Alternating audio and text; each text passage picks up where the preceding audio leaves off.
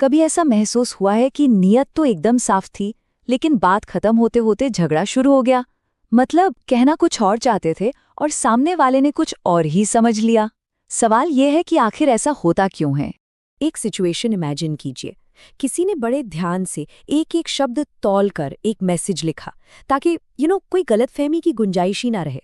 और बस 5 मिनट बाद ही फोन बजता है और वो इंसान एक ऐसी बहस में फंस जाता है जिसके बारे में उसने सोचा तक नहीं था। हम सबने कभी ना कभी ऐसा कुछ महसूस किया है और ये बहुत फ्रस्ट्रेटिंग होता है ना। तो इन सारी मिसअंडरस्टैंडिंग्स की जड़ क्या है?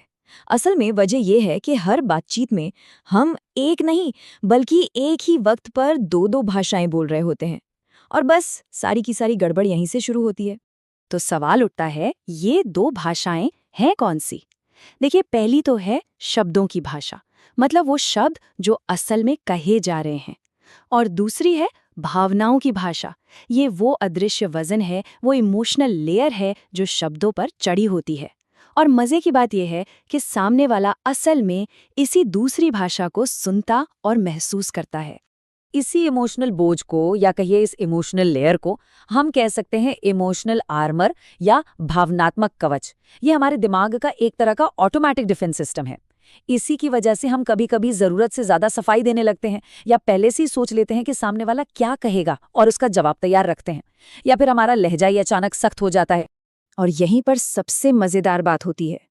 जब कोई इस कवच को पहनकर बात करता है ना, तो सामने वाले को उसके शब्द या उसके तर्क सुनाई ही नहीं देते। उसे बस उस कवच के खड़कने की आवाज आती है। उसे लगता है कि सामने वाला तो लड़ने के मूड में है, और फिर वो भी तुरंत अपना बचाव करने में लग जाता है। तो सवाल ये है कि ये कवच आता कहाँ से है, मतलब ये हमारे अंदर बनता कैसे है? चलिए थोड़ा और गहराई में चलते हैं और इसकी जड़ों को समझते हैं। अक्सर इसकी जड़ें हमारे बचपन या हमारे अतीत में होती हैं।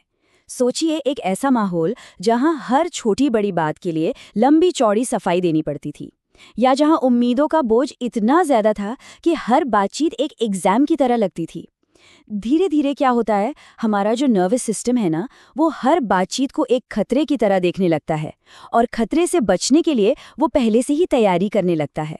तो असल में होता ये है कि हमारे दिमाग में ना एक पुराना सॉफ्टवेयर चल रहा होता है, एक पुराना प्रोग्राम। ये प्रोग्राम उस वक्त तो ठीक था जब शायद खुद को बचाना वाकई जरूरी था, लेकिन आज के हालात में ये काम नहीं कर रहा। उल्टा ये हमारे लिए ही मुश्किलें खड़ी कर रहा है।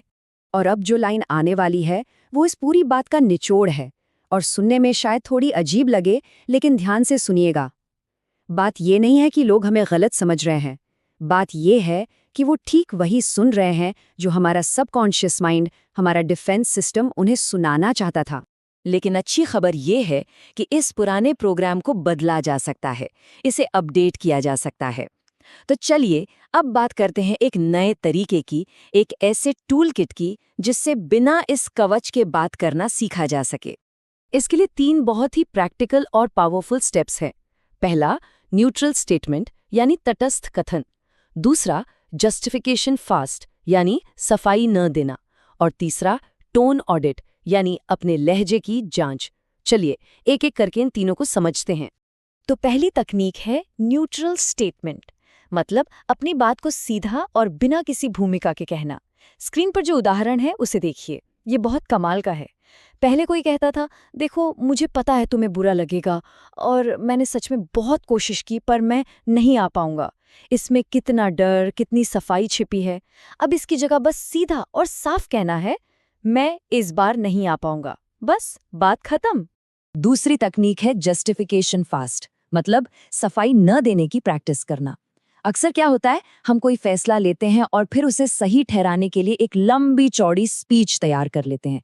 इसकी जगह क्या करना है, सिर्फ अपना फैसला या अपनी बाउंड्री बतानी है और फिर चुप रहना है।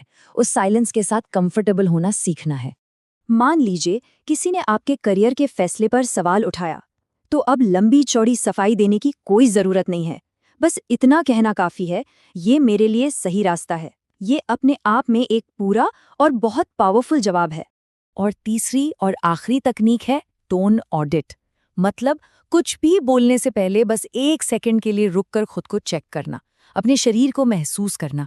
क्या कहीं कोई तनाव है, सीने में कोई भारीपन, जबड़े भींचे हुए हैं, ये सब छोटे छोटे सिग्नल हैं कि डिफेंस सिस्टम एक्टिव हो चुका है। ऐसे में बेहतर यही है कि थोड़ा शांत होकर बाद में बात की जाए। तो अब आगे का रास्ता क्या है? बिना इस इमोशनल आर्मर के बोलना असल में कैसा होता है और इसमें क्या मुश्किलें आ सकती हैं, आइए देखते हैं। एक बात समझनी बहुत जरूरी है, ये बदलाव बिल्कुल भी आसान नहीं है। बिना किसी माफी या बहाने के एक सीधी और सच्ची बात कह देना, इसमें बहुत हिम्मत लगती है। शुरू शुरू में ऐसा करते हुए काफी वल्नरेबल, काफी असुरक्षित महसूस हो सकता है, और ये बिल्कुल नॉर्मल है।